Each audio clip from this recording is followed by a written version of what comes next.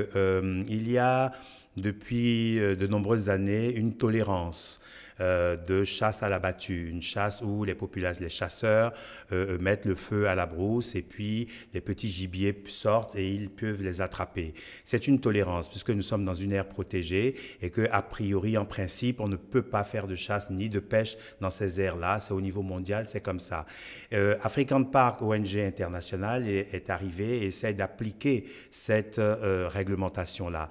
Des préventions ont été faites. Il y a eu des rencontres pour leur expliquer que désormais, il va falloir arrêter ces pratiques-là parce que souvent les feux peuvent avoir tendance à déborder et à aller dans des zones qui ne peuvent pas être gérées. Donc il y a eu cette prévention-là. Manifestement, elle n'a pas été suffisante puisque les populations ont manifesté, les chasseurs en tout cas, ont manifesté leur désapprobation et ça a donné des échauffourées dans la ville de Tanguieta. Et quelle est la situation en ce moment? La situation est, le gouvernement tient à dire que la situation est au calme puisque la tension est montée, elle est montée vivement, mais très vite les choses se sont apaisées puisque les forces de l'ordre sont arrivées, les rangers, les forces de l'ordre et les politiques s'en sont mêlés pour apaiser. Le message qu'on veut faire passer, c'est vraiment un message de conciliation et d'apaisement. Le parc, la vision d'African Park et la vision du gouvernement vont de pair, c'est-à-dire on développe un parc, une aire protégée avec les populations et toutes leurs composantes. Ce n'est pas facile, il faut qu'on trouve des ajustements, mais c'est vraiment dans cette logique de conciliation.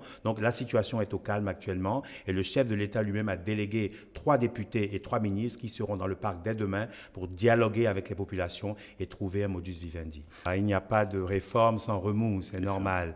On vient pour améliorer les choses bougent et forcément on change des habitudes. Mais tout ça doit se faire de manière apaisée, de manière conciliante, de manière concertée. Tout ce que nous faisons, c'est très important, tout ce que African Park et le gouvernement font, c'est pour les populations. C'est pour tous ces gens, pour leur donner de nouvelles activités, créer de l'emploi, créer de la richesse. Il faut vraiment que la préservation de ces animaux, c'est le meilleur investissement pour les populations autour. Mais ça demande du dialogue. Et je tiens à annoncer, par exemple, que le conseil d'administration de l'agence qui s'est réuni hier a pris la décision de mettre en place un comité de pilotage qui va voir des personnalités de la société civile, les vrais gens, comme on dit, les chasseurs, les fermiers, les agriculteurs, autour des politiques pour parler de ce genre de problème. African Park, c'est une ONG étrangère qui a un savoir-faire, qui vient dans un pays et qui a besoin aussi d'apprendre des gens du pays. Et le comité de pilotage va aider à faire cette liaison et être des facilitateurs pour que ce genre